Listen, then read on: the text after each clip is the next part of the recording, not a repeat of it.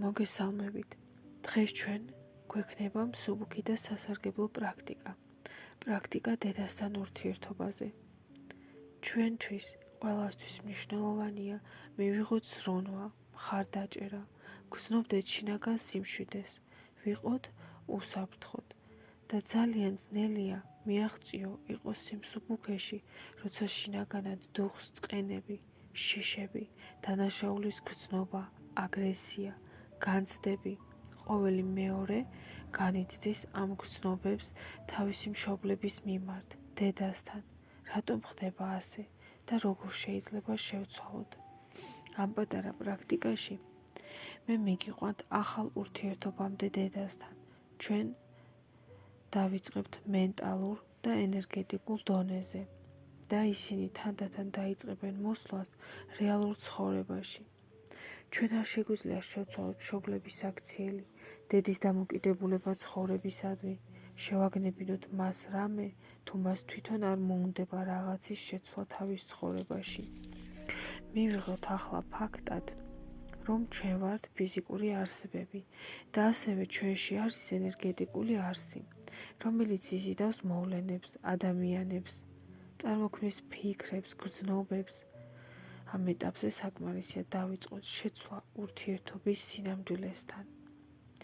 ის იწყებს მიზიდვას რეალობაში, თქვენს ერთობლივ ურთიერთობაში. ყველაზე მეტად ცვლილებებს დაიწყებს რეაქციები, საკუთარი რეაქციები ყველაფერზე, ჩვენს ირგვლივ. რაც შეეხება ენერგიას, წარმოვიდგინოთ, რომ სულებმა წინასწარ იციან თუ რისთვის მოვიდნენ დედამიწაზე და როგორ დაეხმარებიან ისინი აქ ერთმანეთს. ყოველი სული, როგორც უჯრედია, წინასწარ იცის საერთო წყარო. ხშირად ვიზიდავთ მეორე ადამიანს გაუცნობიერებლად. ასე ჩვენ ვირჩევთ მეგობრებს, პარტნიორებს. ჩვენი პირველი მასწავლებლები ჩვენი მშობლები არიან.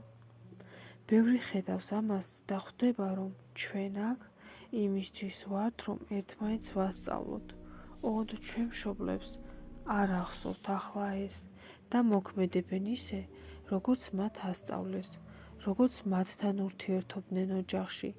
მიაღწიეს თუ არა მათ თავიანთ მიზნებს, ოცნებებს, როგორი წარმოდგენა აქვთ მათ ვალდებულებებზე, შვილებსა და მშობლებს შორის.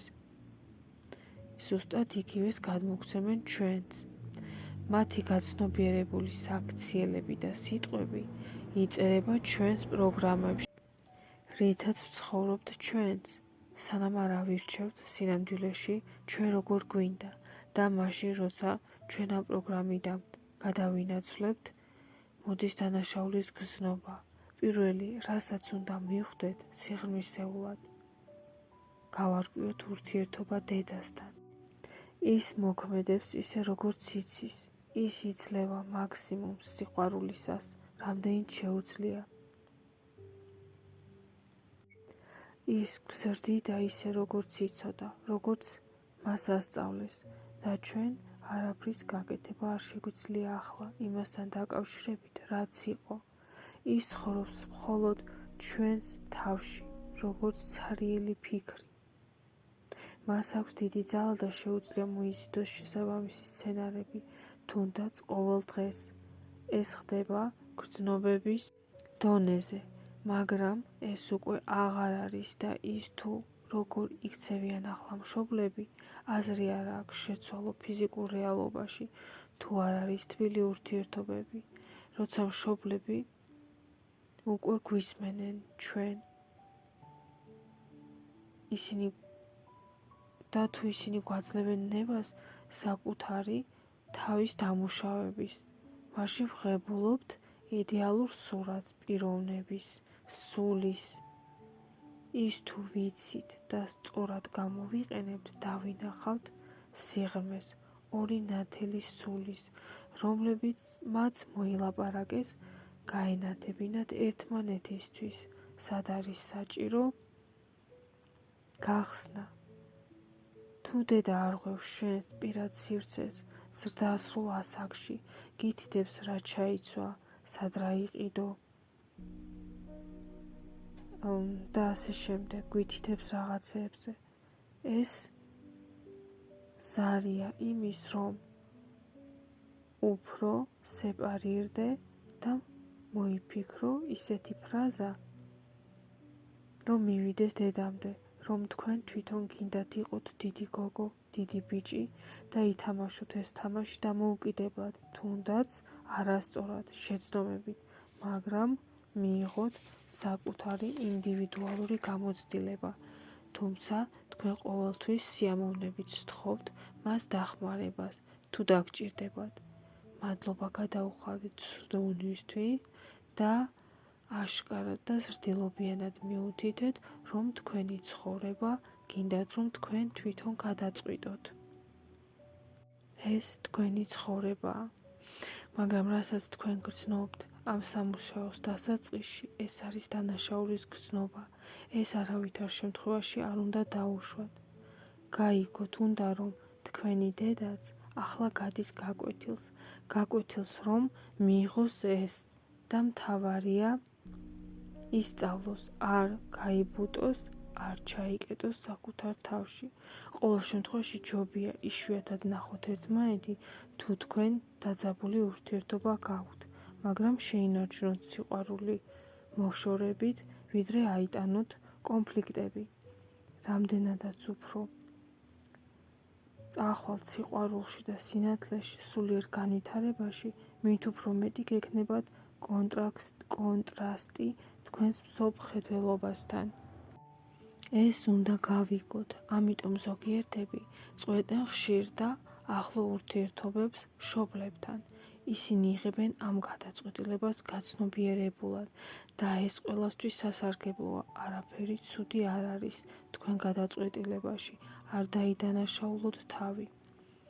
კიდევ, რასაც ჩვენ ხედავთ, დაიბადა ჩვენი თავიდან, ჩვენი სურათიდან, თუ როგორ ხედავთ დედას.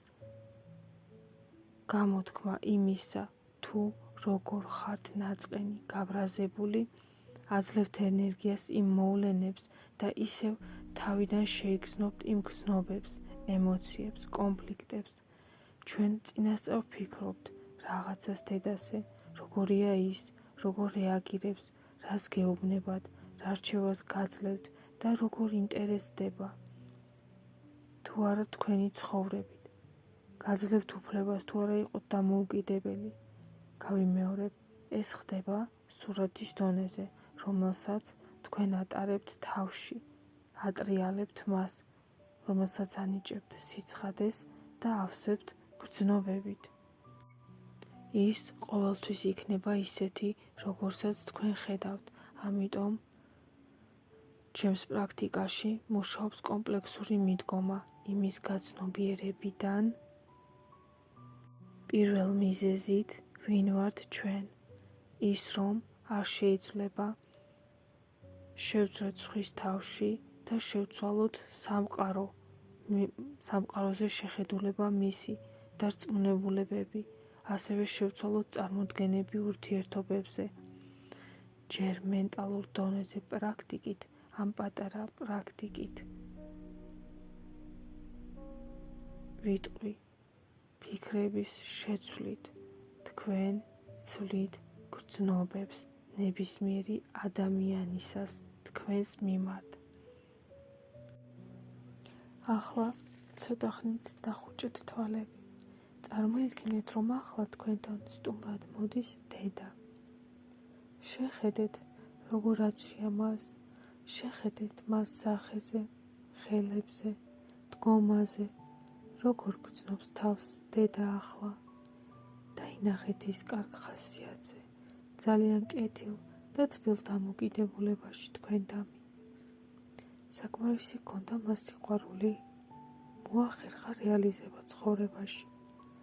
გამოუვიდა ყველაფერი, რანაირი ურთიერთობა ჰქონდა მამაკაცებთან, თქვენს მამასთან, შეხვდა კი მას ბევრი სიყვარული. ბედნიერია ის. კითხეთ მას ფიქრებით. შეიძლება ავლენს ზრუნვას და ინტერესს, იმიტომ რომ თვითონ არ აქვს ბედნიერება, იქნებ ზრუნავს, იმიტომ, რომ იგრძნოს საჭიროება საკუთარი თავის, როგორც ადამიანის, როგორც ქალის. ის გამოხატავს ზრუნვას, როგორც საჭიროდ თვლის. ის ცდილობს ამაში რეალიზდეს, იყოს დედა, ისეთი, როგორცაც თვითონ ხედავს. მას რომ ჰქონოდა იდეალური ცხოვრება, თავისი ოცნების, ის არ მოიქცეოდა ისე, როგორც ახლა, რა ცხოვრება უნდოდა მას სინამდვილეში. გამოხატეთ მის მიმართ თანაგრძნობა. ახლა ფიქრებით ჩაეხუტეს მას მაგრად. აჩუქეთ თქვენი მხარდაჭერა და შეასრულეთ თქვენი მთავარი როლი მის წინაშე.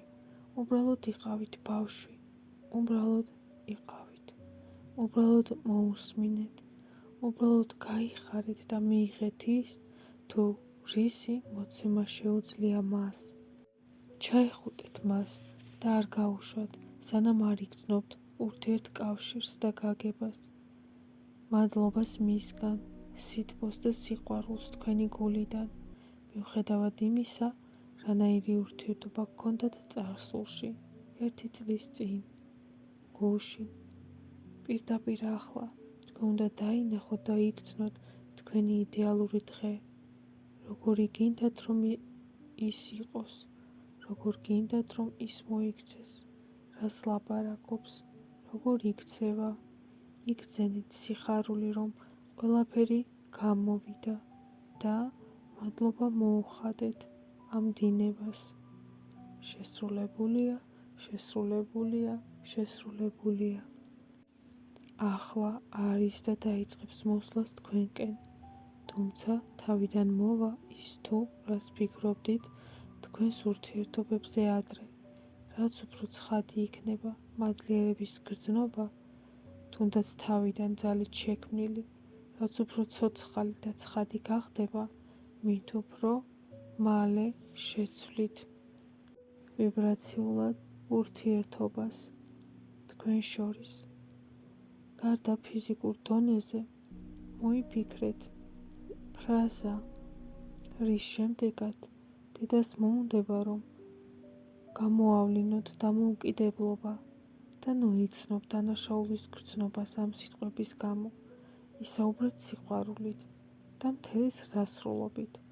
ეს ნიშნავს, რომ დადგა დრო იმის, რომ არა მხოლოდ მან უნდა გასწავლოთ რამე, არამედ თქვენც გაუნათოთ მას, რომ მნიშვნელოვანია გადაერთოს თავის ცხოვრებაზე, რომ მიგრძნოს სიამოვნება იმის, თუ როგორი დამოუკიდებელი შვილი გაზარდა, გაცნობიერებული პიროვნება, რომელსაც უწევს გაიაროს ინდივიდუალური, არავის მსგავსი ცხოვრების გზა.